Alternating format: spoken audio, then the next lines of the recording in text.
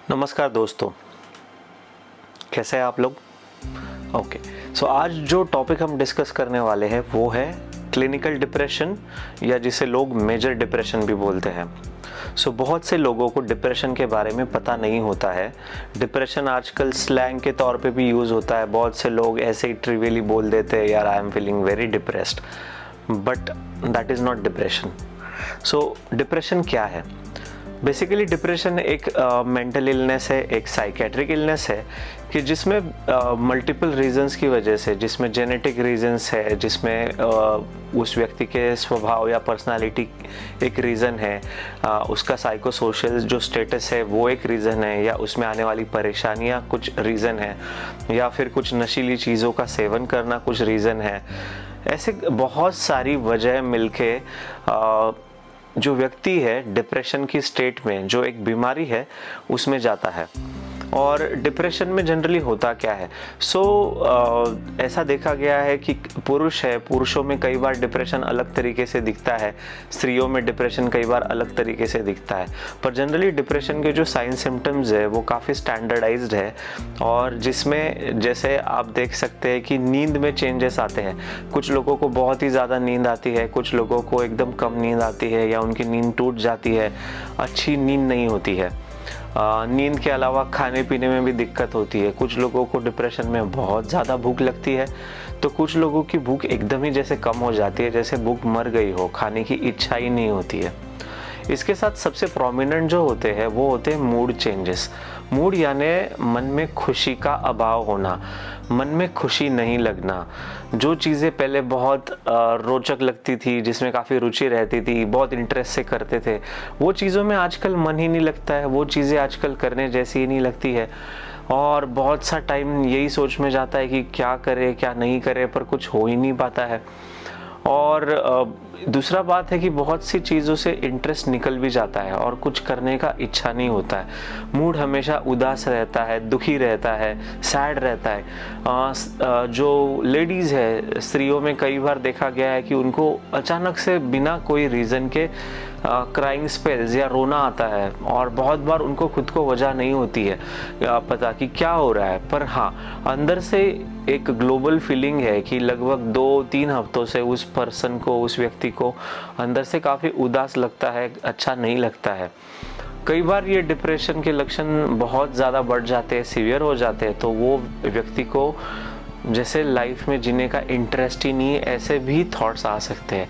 But ये धीरे धीरे कभी कभी बढ़ता जाता है, तो व्यक्ति को कभी वो खुद एकदम होपलेस कंडीशन में आ गया है, उसको कोई आशा ही दिखती नहीं है, या फिर उसको लगता है कि मैं एकदम हेल्पलेस हूँ, मुझे कोई हेल्प ही नहीं कर पाएगा, मेरी लाइफ आगे अभी कैसे बढ़ेगी, आगे कुछ रास्ता दिख नहीं रहा है। या फिर वो व्यक्ति फील कर सकता है कि उसका कोई लायकी ही नहीं है, उसका कोई लाइफ में एबिलिटी ही नहीं है, या उसको कोई कुछ समझता नहीं है, वो भी खुद को कुछ समझता नहीं है, और एक वर्थलेस टाइप का एक फीलिंग उसको आने लगता है। और ये सब फीलिंग जब साथ में आते हैं, उसके साथ में गिल्ट आता है, शेम आता है, तो खुद को दोष देने की टेंडेंसी आती है कि मैं अच्छा नहीं हूँ, मैं अच्छा कर नहीं पा रहा हूँ, क्योंकि डिप्रेशन धीरे धीरे बढ़ रहा है।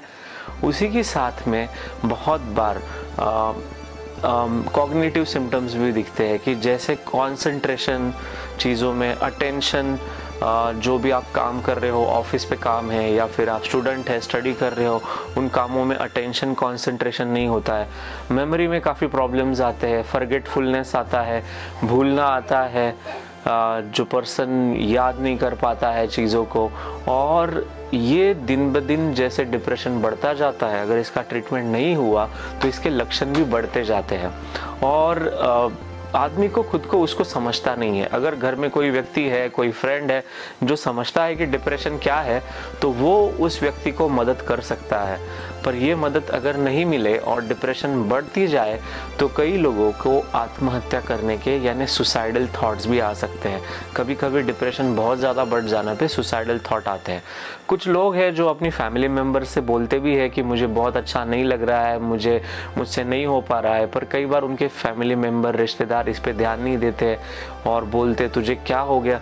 बहुत बार ये भी है कि जो भारतीय सेटअप है उसमें लोग बोलते हैं कि जब आपके पास सब चीज़ें हैं, आपके पास पैसा है, आप अच्छे पढ़े लिखे हो, तो आपको डिप्रेशन आने की क्या वजह है।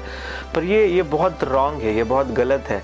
डिप्रेशन कोई और जैसी मेडिकल बीमारी है, जैसे डायबिटीज़ है, ब्लड प्रेशर है, जैसे थायराइड का बीमारी है, जैसे वो किसी को भी हो सकता है, उसी तरीके से डिप्रेशन किसी को भी हो सकता है।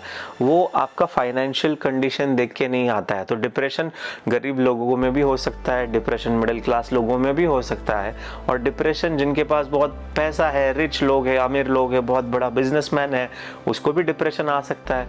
या फिर कोई पर्सन है जो खुद को बहुत स्ट्रांग बोलता है, भले वो बहुत बड़ा ऑफिसर है, उसको लगता है कि वो बहुत स्ट्रांग है, पर कई बार ऐसे लोग भी डिप्रेशन में जाते हैं और उस टाइम उनको वो स्वीकार करना बहुत मुश्किल जाता है कि मुझे डिप्रेशन हुआ है, तो वो एक्सेप्ट नहीं करते हैं। तो ये एक्सेप्टेंस नहीं होना वो मरीज़, वो पेशेंट, वो पर्सन, उसके लिए भी अच्छा नहीं है और उसकी जो फैमिली है उसके लिए भी अच्छा नहीं है। क्योंकि बहुत सारी जो आत्महत्या या सुसाइड के केसेस है उसमें देखा गया है कि डिप्रेशन एक बहुत बड़ा कंट्रीब्यूटरी फैक्टर है उस पर्सन का सुसाइड होने के रास्ते में। सो आपको अगर सुसाइड्स कम करने हैं, आपको अगर अपने परिजनों को, मित्रों को, दोस्तों को बचाना है, तो आपको डिप्रेशन के बारे में जागरूक रहना, सजग रहना बहुत ज़रूरी है। सो अभी ये जानकारी हो गई डिप्रेशन की। तो आप पूछेंगे कि अभी इसके आगे क्या, डिप्रेशन को ट्रीट कैसे किया जाता है। सो बहुत बार अपन ऑनलाइन वीडियोस देखते हैं, जैसे अभी आप ये वीडियो शायद यूट्यूब पे देखेंगे, शायद फेसबुक पे देखेंगे, शायद इंस्टा पे देखेंगे। तो कई बार जो लोग डॉक्टर्स नहीं है, या जो लोग कुछ ट्रेडिशनल गुरुज है, या कई लोग फेक लोग भी है, तो जो वो बोलते हैं कि डिप्रेशन नाम की कोई बीमारी है नहीं, ये सब आपके मन के चाले हैं। बट ऐसा नहीं है। हम लोगों के पास हज़ारों पेशेंट्स का रिसर्च है, डेटा है, हम लोगों ने हज़ारों पेशेंट्स को ट्रीट किया है, नॉट जस्ट मी, पर बहुत सारे जो साइकियाट्रिस्ट है, हम रोज़मर्रा पेशेंट्स को ट्रीट करते रहते हैं, क्योंकि वो सिंपल सैडनेस नहीं है, वो बीमारी है। अगर किसी को लगता कि उसका सैडनेस वो कम कर सकता है, कंट्रोल कर सकता है, तो वो क्यों डॉक्टर के पास आता, वो क्यों सब ट्रीटमेंट लेने के लिए आता। पर उसको एक जगह पे, एक लेवल पे वो अंदर से जो फील कर रहा है वो बेयर नहीं होता है, वो उसको सहन नहीं कर पाता है। तो आप ये समझो। सो ट्रीटमेंट इसेंशियली पहला स्टेप में आता है मेडिसिन। सो आजकल काफ़ी अच्छे नए मेडिसिन आ गए हैं मार्केट में कि जो जिनमें साइड इफ़ेक्ट्स काफ़ी कम है और जो डे टाइम अलर्टनेस के लिए बने गए हैं। तो बहुत सारी मेडिसिन ऐसे है कि आप रोज़मर्रा में, सुबह, दिन में, आफ्टरनून, नाइट, ऐसे टाइम में ले सकते हैं। ऑफ कोर्स आपके डॉक्टर आपको वो जो आपकी सिचुएशन है कि जिसमें आपकी नींद कम हो गई है या आपकी नींद ज़्यादा आ रही है, उस हिसाब से, और आपका जो बैकग्राउंड है, फैमिली हिस्ट्री है, उसके अनुसार डॉक्टर आपको मेडिसिन लिखेंगे, जो भी आपके साइकियाट्रिस्ट है। और जो मेडिसिन या दवाओं का असर भी है, आप ये भी बात समझो कि इम्प्रूवमेंट धीरे धीरे आता है। बहुत सारे लोगों को इम्प्रूवमेंट 4-6 हफ्ते या 8 हफ्ते के बाद दिखता है।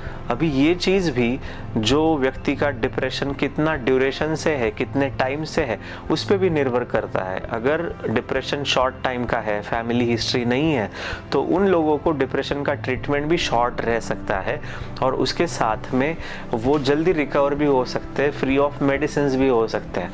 पर कुछ लोगों को अगर रिकरेंट यानी बार बार आने वाला डिप्रेशन है, तो उनका ट्रीटमेंट थोड़ा लंबा या रिकरेंट स्वरूप में भी आ सकता है कि कई महीने या साल चला, फिर वो अच्छे हो गए, फिर मेडिसिन कम करके बंद कर दिए। और तीसरा एक टाइप होता है क्रॉनिक डिप्रेशन, यानी वो व्यक्ति को सालों साल से डिप्रेशन रहता है। कभी भी आपने गोली अगर कम किया या थोड़ा टाइम भी कम करके बंद किया, तो पर्सन फिर से सीवियर डिप्रेशन में जा सकते हैं। जनरली इसमें जेनेटिक फैक्टर्स या वो व्यक्ति का जो स्वभाव है, पर्सनालिटी है, ये चीज़ें बहुत कंट्रीब्यूट करती है। इसके अलावा जो रोज़मर्रा का स्ट्रेस है लाइफ में, या तो फाइनेंशियल स्ट्रेस बहुत ज़्यादा है, या फिर जॉब रिलेटेड कुछ प्रॉब्लम है, या घर में, फैमिली में कुछ विवाद है जो बहुत ज़्यादा है, तो ये स्ट्रेस भी कई बार डिप्रेशन अच्छा होने को डिले कर देता है, इसको लेट कर देता है, रिकवरी इतनी नहीं आती है। सो ये भी कुछ फैक्टर्स है जो इम्प्रूव करने पड़ते हैं। सो मेडिसिन काफ़ी अच्छे इम्प्रूवमेंट्स लाते हैं अननेसेसरी फालतू में दवाओं से डरने का कोई वजह नहीं है। दवाओं के बारे में आप अपने डॉक्टर से जानकारी ले सकते हैं, अपने साइकेट्रिस्ट से आप बात कर सकते हैं। मेरी सलाह रहेगी कि आप ऑनलाइन अननेसेसरी मेडिसिन और उसका लिटरेचर मत देखो, क्योंकि आप उसमें साइड इफ़ेक्ट्स पे ज़्यादा फोकस करते हो, जो कि काफ़ी कम लोगों में होते हैं। आपको इम्प्रूवमेंट ज़्यादा आते हैं। और कई बार अपन ये भूल जाते हैं कि डिप्रेशन एक्चुअली एक व्यक्ति को अगर बहुत सीवियर हो गया तो उसका क्वालिटी ऑफ लाइफ ख़राब करता है। रोज़ की लाइफ में उसकी डिज़ायर्स कम हो जाती है, वो फैमिली में अच्छे से कंट्रीब्यूट नहीं कर पाता है, वो सोसाइटी में अपने फ्रेंड्स में मिल नहीं सकता है। शायद फ्रेंड्स भी नोटिस करते हैं कि यार ये हमेशा सैड रहता है, उदास रहता है, कई लोग तो रोतलू बोलते हैं। वैसे ही जॉब पे भी इसका असर आता है, क्योंकि आप अटेंशन कंसंट्रेशन नहीं कर पाओगे तो आपके वर्क प्लेस पे आप अच्छे से काम नहीं कर पाते हो, मिस्टेक्स कर देते हो, भूल जाते हो जो आपके बॉसेस ने या कलीग्स ने बताया है। कई बार घर पे भी वही चीज़ें होती है कि घर पे भी आप अटेंटिव नहीं रहते हो, चिड़चिड़े हो जाते हो। चिड़चिड़ापन बच्चों में और लेडीज स्त्रियों में भी बहुत ज़्यादा देखा जाता है। डिप्रेशन के फिजिकल भी सिम्टम्स आ सकते हैं, जैसे बॉडी में बहुत ज़्यादा पेन्स होना, कभी कभी उसकी वजह से एंग्जाइटी भी आ जाती है, जिसमें घबराहट, बेचैनी ऐसी चीज़ होती है, और आगे फ्यूचर नज़र नहीं आता है कि क्या करें, कैसे करें। क्वालिटी ऑफ लाइफ बहुत निगेटिवली अफेक्ट होती है। So quality of life improve करने के लिए भी डिप्रेशन ट्रीटमेंट ज़रूरी है। और सबसे वर्स्ट चीज़ है कि सुसाइड के लेवल तक डिप्रेशन बिल्ड हो जाता है। सो उस लेवल पे डिप्रेशन अगर बिल्ड हो गया कि सुसाइड के थॉट आने लगे, आदमी सोचने लग जाए, प्लान करने लग जाए, या कभी कभी उसने कोशिश भी किया है, तो उस टाइम को तो आपको उस डिप्रेशन को बहुत सीरियसली लेना है। कोई भी कंडीशन में आपको साइकेट्रिस्ट के पास ट्रीटमेंट के लिए लेके जाना है। अभी उस टाइम जो सिवियरिटी ऑफ इलनेस है, कितनी ज़्यादा मात्रा में वो बीमारी है, वैसे आपको मनोचिकित्सक या साइकेट्रिस्ट गाइड करेंगे कि कौन सा ट्रीटमेंट कैसे देना पड़ेगा। और कभी कभी इंडोर एडमिट भी करना पड़ सकता है, 1 हफ्ते से लेके 6 हफ्तों तक एडमिशन लग सकता है, डिपेंडिंग ऑन कितना सीवियर वो डिप्रेशन है। क्योंकि कई बार डिप्रेशन बहुत ज़्यादा होके वो पर्सन साइकोटिक फेज में भी जा सकता है, जिसको हम साइकोटिक डिप्रेशन बोलते हैं, या फिर वो व्यक्ति कैटाटोनिक स्टेट में, यानी जहाँ पे वो एकदम चुप है, शांत है, ऐसे फेज में भी जा सकता है। सो वो ट्रीटमेंट करने के बाद बहुत सारे पेशेंट्स में हमने देखा है कि बहुत अच्छे इम्प्रूवमेंट्स आ जाते हैं, और इम्प्रूवमेंट्स काफ़ी सस्टेन्ड रहते हैं। बहुत सीवियर केसेस जहाँ पे person multiple time suicide commit करने जा रहा था, या फिर उसके सुसाइडल थॉट्स बहुत स्ट्रांग है, वहाँ पे ECT यानी ब्रीफ पल्स थेरेपी, जो इलेक्ट्रिक करंट से ब्रेन को स्टिमुलेट करने का ट्रीटमेंट है, कभी कभी आपके साइकेट्रिस्ट वो भी रिकमेंड कर सकते हैं। अगर वो भी ट्रीटमेंट ज़रूरी पड़ता है तो आप वो देने को हिचकिचाओ मत, क्योंकि वो लाइफ सेविंग है। उसके जो इफ़ेक्ट्स है, साइड इफ़ेक्ट्स है, मोस्टली माइनर है, जिसमें माइनर मेमोरी चेंजेस वगैरह आ सकते हैं, वो आप अपने साइकेट्रिस्ट से ओपनली डिस्कस कर सकते हैं। फाइनली जो डिसीजन होता है वो आपका और पेशेंट का होता है। पर मैं रिकमेंड करूँगा कि जब बहुत ज़्यादा लेवल पे डिप्रेशन है तो आप ये ट्रीटमेंट लेने से भी हिचकिचाइए मत। इसके साथ में दूसरा ट्रीटमेंट आता है कि जो दूसरी चीज़ें हैं, जो साइको सोशल मेजर्स है, कि जो सोशल कुछ सपोर्ट में प्रॉब्लम्स आ गया जिसकी वजह से डिप्रेशन बढ़ा है, या फिर फैमिली में कुछ स्ट्रेस है, उसको डील करने के लिए फैमिली काउंसलिंग या थेरेपी, और वो जो व्यक्ति है खुद, उसको भी कॉग्निटिव बिहेवियर थेरेपी या रैशनल इमोटिव बिहेवियर थेरेपी, या फिर जो थेरेपी उसको ज़रूरी है वैसी थेरेपीज़ मेडिसिन के साथ अगर दी जाए तो उसके भी रिजल्ट्स बहुत बढ़िया आते हैं, बहुत अच्छे रिजल्ट्स आते हैं, और इम्प्रूवमेंट्स काफ़ी अच्छे होते हैं। सो हमने देखा है कि काफ़ी सारे लोग डिप्रेशन से बाहर आके अच्छी क्वालिटी लाइफ जीते हैं। जो लोग पहले सुसाइडल या फिर आत्महत्या के लिए बहुत ज़्यादा अंदर से इम्पल्सिव फील कर रहे थे, वो लोगों के सुसाइडल थॉट्स तक पूरे चले जाते हैं, और बाद में वो हंसते हैं कि कैसा एक फेज था कि जब हम डिप्रेशन में थे। दूसरी बात है कि because of depression, because of वो अंदर का सैडनेस, कई लोग गलत चीज़ों के रास्ते पे जाते हैं, जैसे मद्य पदार्थों का सेवन करना, ड्रिंक्स है, अल्कोहल है, या फिर चरस, गांजा, या फिर और कोई ड्रग्स है, जो डिप्रेशन ट्रीट करने के लिए अनजाने में खुद से लेते हैं, क्योंकि अंदर से उनको मूड अच्छा नहीं लगता है, एनर्जी डिप्रेशन की वजह से उनका चला जाता है। सो कई बार वो सेल्फ मेडिकेशन की तरह वो ड्रग्स को लेते हैं, पर उसकी वजह से उनका डिप्रेशन और भी बढ़ता है। सो इसीलिए डिप्रेशन अगर आपको है तो आपको मद्य पदार्थ या फिर जो भी एडिक्टिव सब्सटेंसेस है, कैफीन है या फिर टोबैको है, अल्कोहल है, कैनबिस, मारिजुआना, वीड या फिर दूसरे अदर ओपियोइड्स है, ये सब चीज़ों को आपको बंद करना है। और ये बंद करने के बाद आपके डिप्रेशन के इम्प्रूवमेंट्स भी काफ़ी अच्छे और लंबे मेंटेन रहेंगे। किंतु अगर आप ये चालू रखेंगे तो आपका डिप्रेशन इम्प्रूव नहीं होगा। इसको सब एंगल से देखना बहुत ज़रूरी है।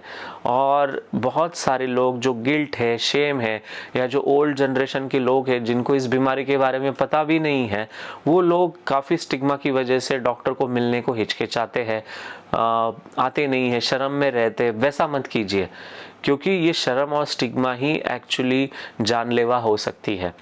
ट्रीटमेंट के लिए फॉरवर्ड आइए, डॉक्टर से सब डिस्कस कीजिए। अगर आपको एक डॉक्टर से समझ लीजिए, एक साइकेट्रिस्ट से ओपिनियन लिया, आप दूसरा ओपिनियन भी दूसरे साइकेट्रिस्ट से ले सकते हैं जो आपको उसका अलग व्यू बता सकता है, तो आपके ट्रीटमेंट में जो हेल्प भी कर सकता है।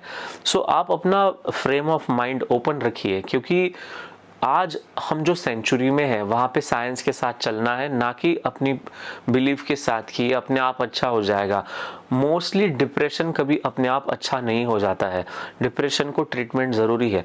जो अपने आप अच्छा हो जाए या जो फिर मोटिवेशनल गुरुज या मोटिवेशनल स्पीकर्स की बातों से अच्छा हो जाए, वो डिप्रेशन नहीं है, वो जस्ट रूटीन सैडनेस है या फिर डिसअपॉइंटमेंट्स है, इसीलिए वो अच्छे हो गए। पर अगर डिप्रेशन होगा तो कई बार लोग मोटिवेशनल स्पीकर्स को सुनना भी पसंद नहीं करते हैं, उनको इच्छा ही नहीं होती है कि वो मोटिवेशनल स्पीच सुने, या फिर वो सुन के वो और परेशान हो जाते हैं कि भाई ये मुझे सब समझ रहा है पर मुझ में कुछ करने का उत्साह नहीं है, मुझ में इच्छा ही नहीं है, मुझे कुछ करने जैसा ही नहीं लग रहा है।